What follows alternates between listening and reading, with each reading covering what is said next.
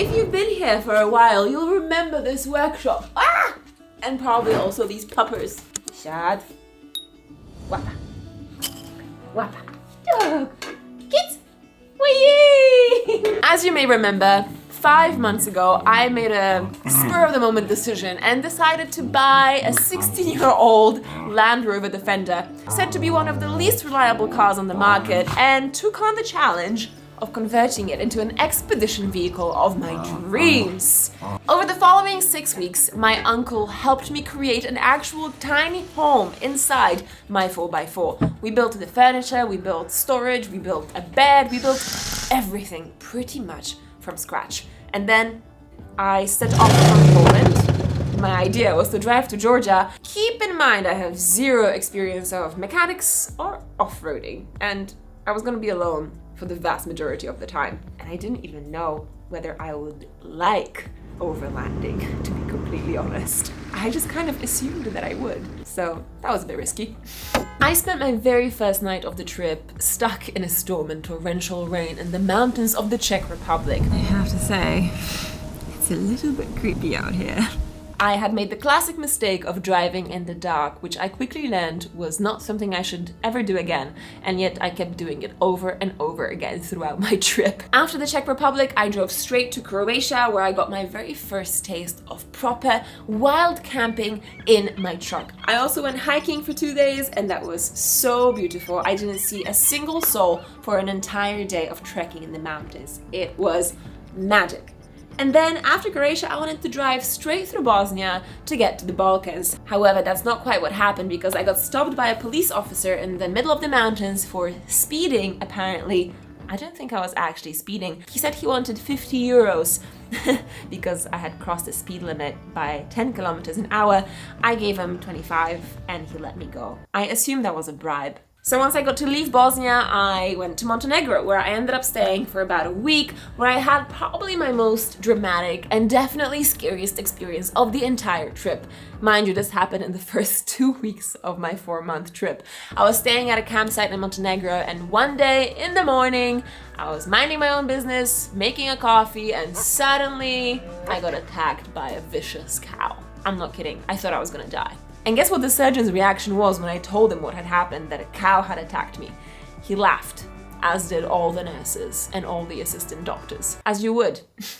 It's ridiculous. So after recovering for a few days, I decided to drive down to Albania, where I spent like a month and a half.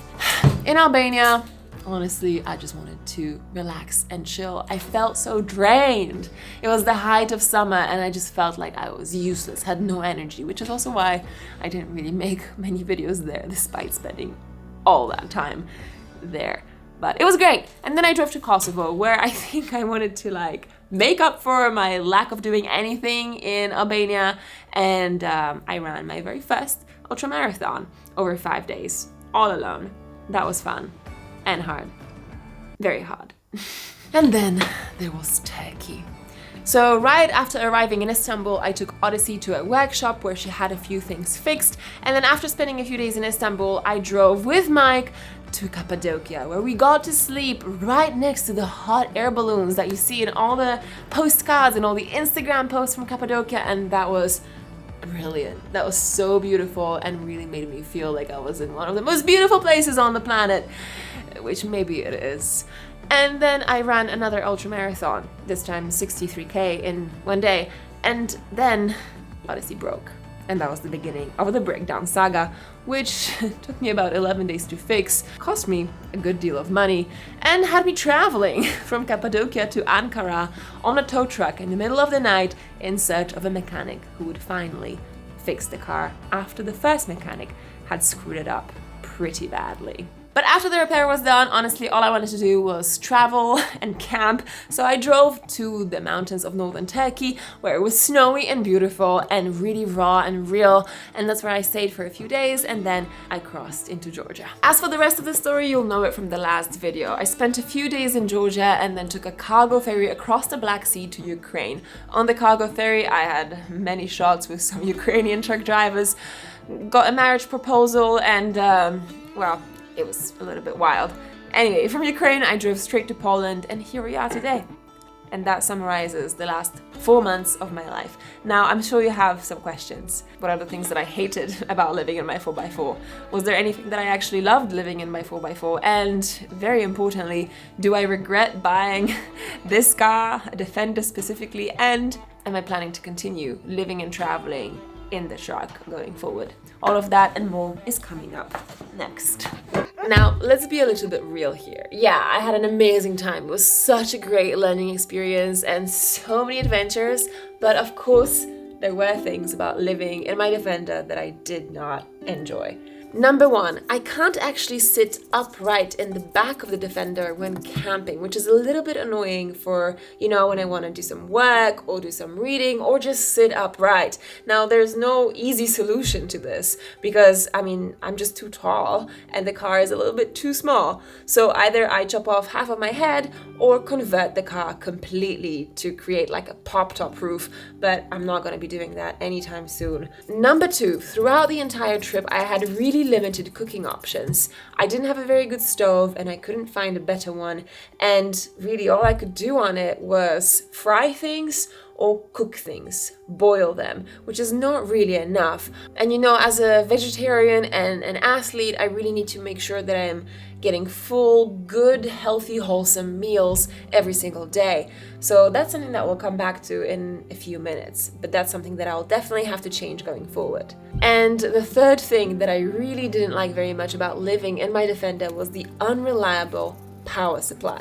What happened is I had installed 2 solar panels on the roof of the car, and you can't take them out. They're fixed, which meant that every time I wanted to charge something, I had to be in the full sun in order to get the proper sort of full fast charging experience, which then made it really hot to be inside the car. So it wasn't really a great solution. And then halfway through the trip, my inverter broke, which left me without power, and that was really not fun. But this gives us a great segue into our next section, which is brought to you by my partner for this video, Jeffry, who actually ended up saving my life. Let's go.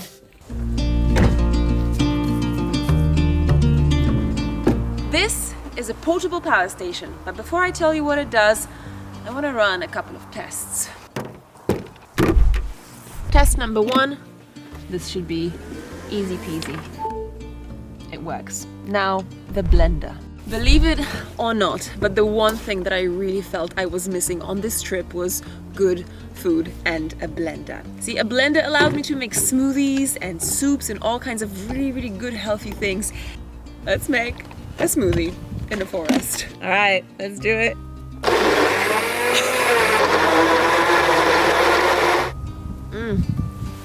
It's so good. One last thing.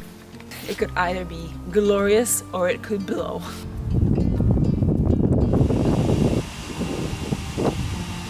Beautiful. Beautiful. So let me explain. This little guy here is the Jeffry Explorer 1000. 1000 stands for 1000 watts, and this is my new source of electricity and power in the Defender going forward. So it's basically a portable power station, which means that it can power or charge a whole bunch of devices, and it's really quite amazing that I managed to go all that way and survive that entire trip without it. Let me show you some of the features. It's got a whole bunch of different ports for all of your different devices. It's light, which makes it easy to move around, and it's small, which means that it fits right in the middle of the car. You can charge the portable power station in one of 3 ways, either by plugging it straight into the charger of your car or into mains in your house, or my favorite way, and the one that I'll be relying on, by plugging it into the solar panels that come with this set. So I'm super excited about this product, honestly, and genuinely really excited about it because it solves 2 of my problems: the unreliable power supply that I had to deal with before and limited cooking options. And the Jeffry are also holding a site-wide sale with pretty massive discounts for Black Friday this year, so that's between 26th and 29th of November 2021. Check it out on their website. Next up, was there anything that I actually loved about living and traveling in this way over the last 4 months? And given all the car trouble that I had, do I regret buying a Defender, and am I thinking of switching it for a different model? Am I going to continue traveling this way, or am I completely sick of it? All of that and more coming up. Alright, coming back to some of the things that I really didn't like about living in my 4x4, you might be surprised to find out that the lack of a toilet was not one of them. I managed like a boss, okay? So, let's move on to some of the things that I absolutely loved about living in my car. And number one is definitely the rooftop tent. Oh my god, it's like camping on steroids. It is so much fun to sleep inside the rooftop tent, especially when you've got the little lights installed and you are so high up, you feel really safe and it's awesome and you've got a beautiful view and you're like, oh, just full adventure mode. I love that tent. Number two, one other thing that I think worked out super well was the water system situation that I had going on in the car. So I have this tank, you know, next to the chassis, which is kind of underneath the car, which holds 35 liters of water, and I can use that water to wash and cook and clean. And then on top of the roof rack, I've got a water filter, which is amazing for filtering any kind of water and making it drinkable. So I was never short on water, and I really love that because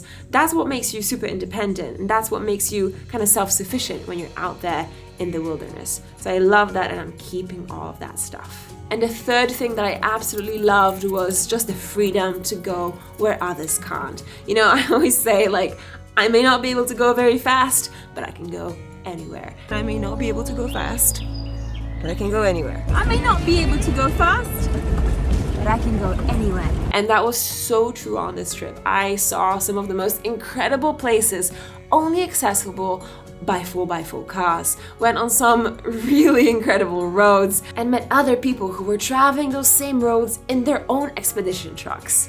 But you know, I love so many things about living in this car. The flexibility that it gives me, the spontaneity that it nurtures in me. And the 4x4 community is absolutely awesome. I mean, people would just stop by and ask me if I was okay all the time, ask me if I needed help all the time, and when I did need help, people actually showed up and helped me. And that was one of my favorite parts about this trip, is just this kind of like, I don't know, the bond that I felt with people who shared the same passion for the same kind of lifestyle and travel as I did. And I love the off-roading, and I love the mud and all the dirty stuff, and I loved washing the car after getting it really muddy. Yeah, it's been fun. I've been really enjoying it. Okay, here's the big one that a lot of you have been waiting for. Do I regret having bought a Defender, given that it broke down a couple of times and I had to perform maintenance on it? Do I now, from the perspective of time, think that it would have been wiser to buy like a newer car or a van? And the answer is absolutely no. No, I don't want a different car. Why do people keep saying I should get a different car? If you think I should get a different car, get me a new car and build it out, convert it into a tiny home, and then I'll consider it. You know, I think it's all too easy for people to say, why don't you get a different car, without really realizing A, what it actually means, and B, how it makes me feel. I love traveling this way. And I learned a couple of very important truths, simple but deep, on this trip. And one is things break. And when I say things, I mean all things. And two, things can be fixed. And I mean all things. Most things can be fixed. So no, I absolutely don't regret it. I am really happy that I made this choice. I got to meet some incredible people thanks to the breakdowns. And I think all in all, it's been 100% a net positive. So no, I don't regret it. And no, I don't want a different car. And no, I will not be moving into a van anytime soon, even though it probably would be more comfortable, more space and all that, but I'm not intending to spend any more time converting any other vehicle for the foreseeable future. So that's that. All right, so what's next? Am I gonna keep traveling by car or what? Am I gonna sell it off or what's happening? Well, first, let me just talk about something that's really close to my heart. It's an unpopular opinion, and I, as a travel vlogger, as a full-time travel professional, should probably not be saying this, but I'm just gonna go and do it anyway. It's controversial, but hear me out. So, I believe that travel is on its deathbed.